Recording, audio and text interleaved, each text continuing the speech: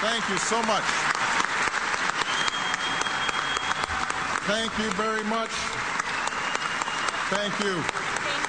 Thank you so much. Thanks to all of you. Thank you. Please, everybody, have a seat. Before I get started, as the father of two girls, can I just say how incredibly impressive those three young ladies were? Dad would be proud. To Heather and all the others who have made this evening possible, thank you so much. It is wonderful to be here. I want to express my appreciation for the opportunity to tell jokes that weren't funny enough for me to use when we did this 5 weeks ago.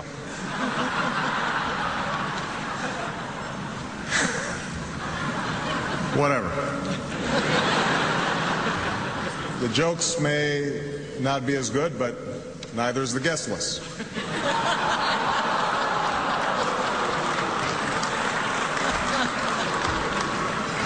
I'm just joking. For me, there's no contest.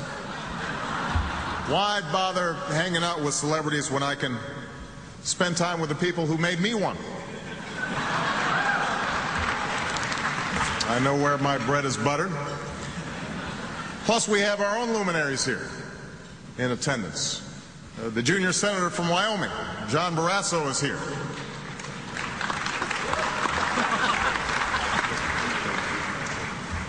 I'm sorry, John Barrasso skipped this evening. Let me tell you, though, for those who haven't met him, John Barrasso is the George Clooney of junior senators from Wyoming.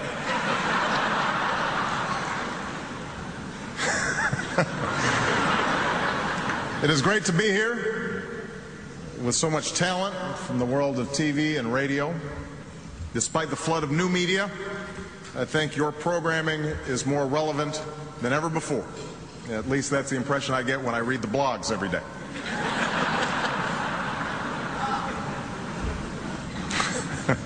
It's good to see a number of hard-working correspondents here tonight. Journalists like Chuck Todd. I think I spotted Chuck over there somewhere. At this dinner, Chuck embodies the best of both worlds. He has the rapid-fire style of a television correspondent and the facial hair of a radio correspondent.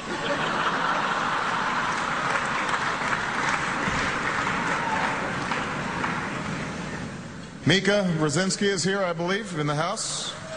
Mika and I have a lot in common. We both have partners named Joe who used to be in Congress and don't know when to stop talking.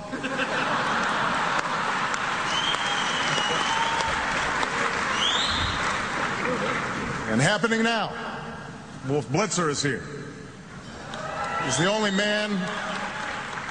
other man in America with his own situation room.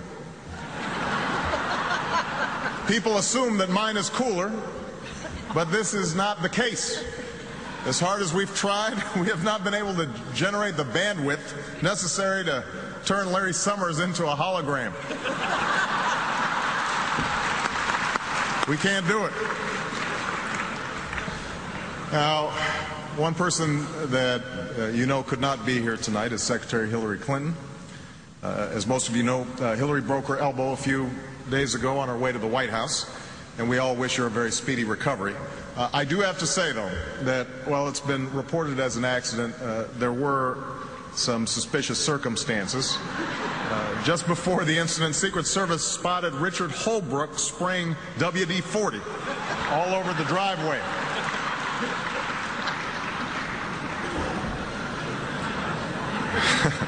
So now, on top of the cost of health care and energy and the recovery plan, we've got another fiscal problem. Fortunately, the lawyers tell me that Hillary's ready to settle. I have to admit, though, it wasn't easy coming up with fresh material for this dinner. A few nights ago, I was up tossing and turning, trying to figure out exactly what to say. Finally, when I couldn't get back to sleep, I rolled over and asked Brian Williams what he thought.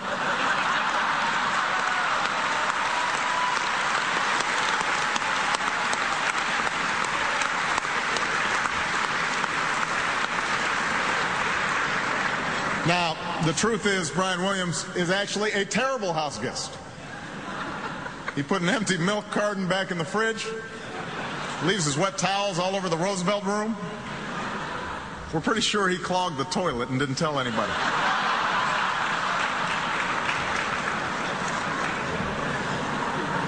Although, I must say the whole thing was worth it.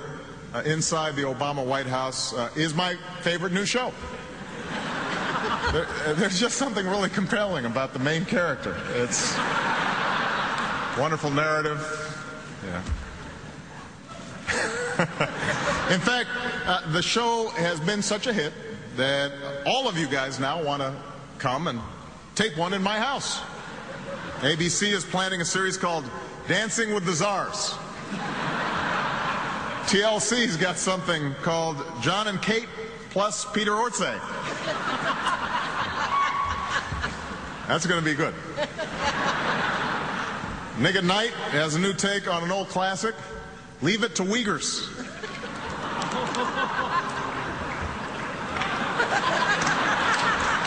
I thought that was pretty good. Of course, given the fiscal crisis in California, these shows all will be competing directly with Governor Schwarzenegger's new reality series, I'm a Celebrity, Get Me Out of Here.